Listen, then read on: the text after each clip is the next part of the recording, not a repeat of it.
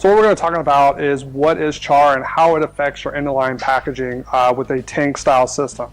So char is where the adhesive itself is breaking down and it creates this burnt-like material inside your tank. So when this occurs, there's three major causes. One is going to be overheating it, where you leave the system on for an extended period of time. General rule of thumb you want to see is anywhere from 2 to 4 hours. If the line is going to be down, you want to turn your system off or into a setback feature. What that's going to do is drop the temperature of glue to help save it from charring.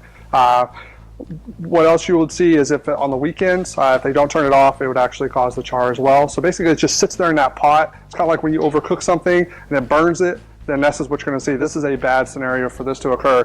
The other thing is going to be if you have any type of outside contaminants, say there's dust, cardboard dust, paper dust, any dust that may occur in your facility around the system. So every time you open the tank or if they leave the boxes open, that dust gets on there.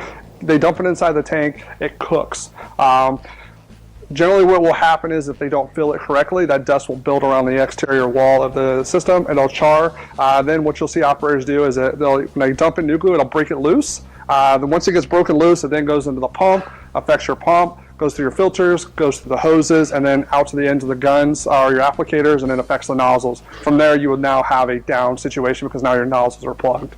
The last situation is going to be oxidation, where basically you're opening and closing the lid and you're creating a chemical reaction with the adhesive, because when you open it up, it's going to outgas some due to chemical reaction. Then the air hits it, cools it down, and it causes the effect of the adhesive to start breaking down again. So opening and closing the lid then can help cause char to occur, not only from contamination, but also from oxidation.